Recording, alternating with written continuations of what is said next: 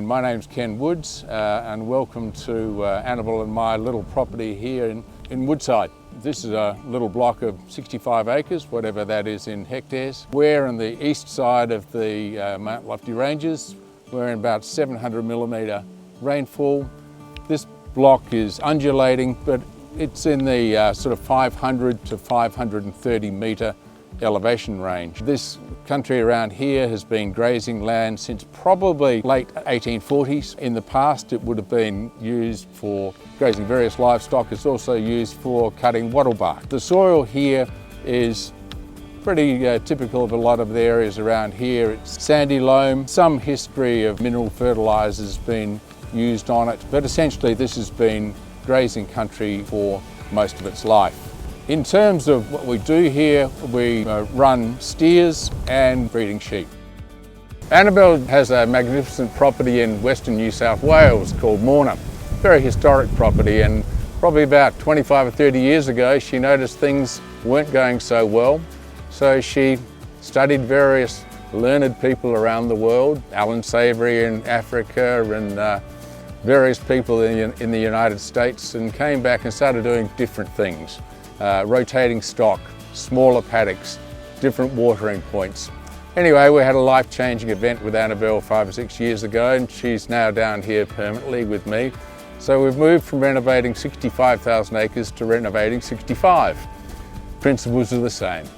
We took advantage of the Cuddly Creek bushfire, if you can, and we redesigned the place. We run a central laneway, we have a central pipeline, we have movable troughs, so we're not scouring out areas where the stock are watering, and it's easy for us to rotate the stock, move them around quickly. So we divided into roughly 10 equal paddocks. Over the years, in the last 4 years or so, we've been using the Soil Key plough developed in Victoria by Neil Solson.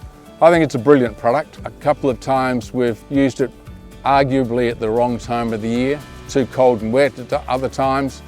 We put some seed in, nothing grew, then we had a bushfire. So we've had some ups and downs. We've planted, I would imagine, put in about 40 different seeds.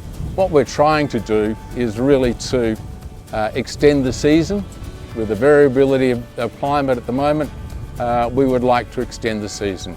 Started a bit earlier, ended a bit later, have more perennials in the pasture, and have diversity. We've had success and we've had lack of success. One of the challenges we've had is we haven't gone in and just nuked the area with Roundup and gone in and re-sown.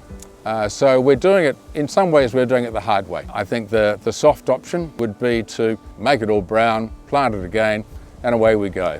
No, we're trying to protect the biology of the soil as much as possible. If it takes us a bit longer to establish our multi-species successfully, so be it.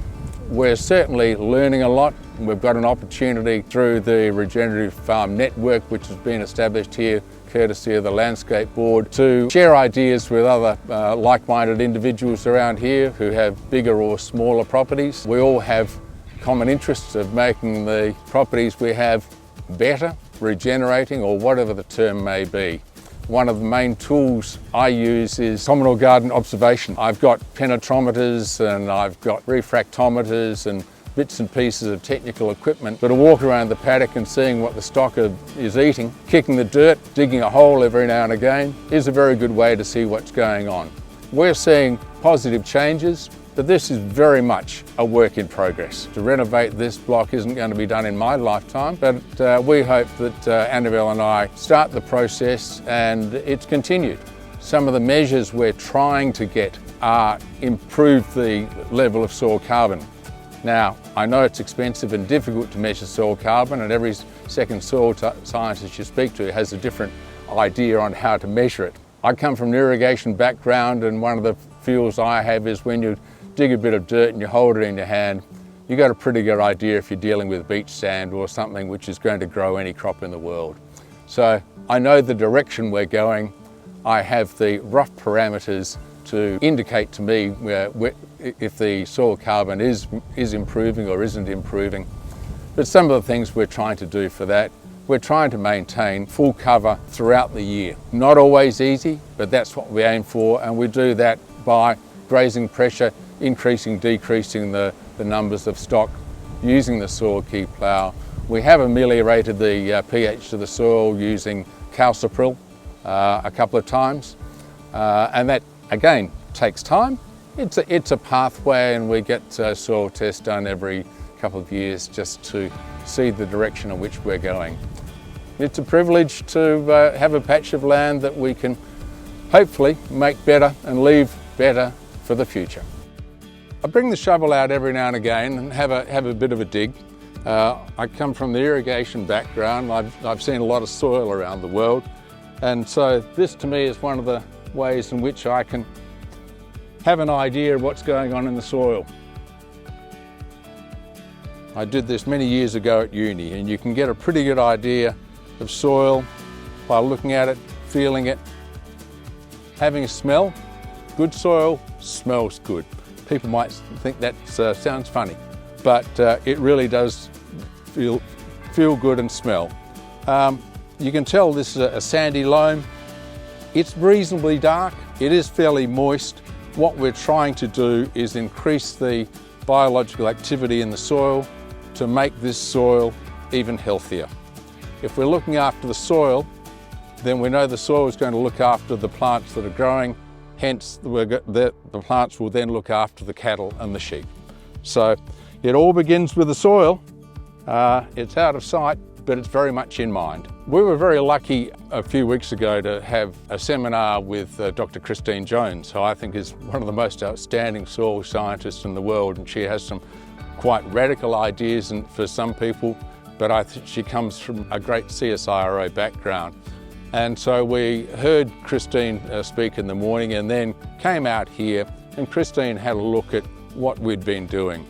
I think she was in some ways challenged that we hadn't progressed as much as we could have, particularly with the multi-species pastures, but I got some really good indications and directions from Christine and the others on what we can do. But to have the opportunity to hear someone of the eminence of Christine speak and to have some one-on-one interaction with her, to me was a great privilege actually. Some of the key things that Christine talked about, I think she was a little dismayed that I'd used mineral fertilisers. She's really not a fan of mineral fertilisers because she believes they really do upset the biology of the soil. She is also interested that the multi-species seed that I'd put in the ground had been coated. A lot of seed is commercially coated with, well, some nasty things that can upset the soil biology. So she's a great fan of untreated seed and was able to give me direction as to people who have used untreated seed from various sources, and I certainly intend to and have followed up with the directions which she gave us on that day. This is one of the really interesting and I think wonderful things about living where we live. Annabelle and I could probably live anywhere we want in reality, but we love it here. This is real. It's nature. We're both outside people, and to be able to spend time in the paddock, whatever time of the year, middle of summer, middle of winter, providing it's not raining too much, we get to see the changes each week, each day, each month. Like any farmer, we talk weather all the time. We talk stock prices, sheep and cattle type stock prices. There's something to look at, there's something to talk about every day. I don't know, I suppose there's a great feeling of solace when you can come out into the paddock early in the morning, during the night, see what's going on. It's real, we love it.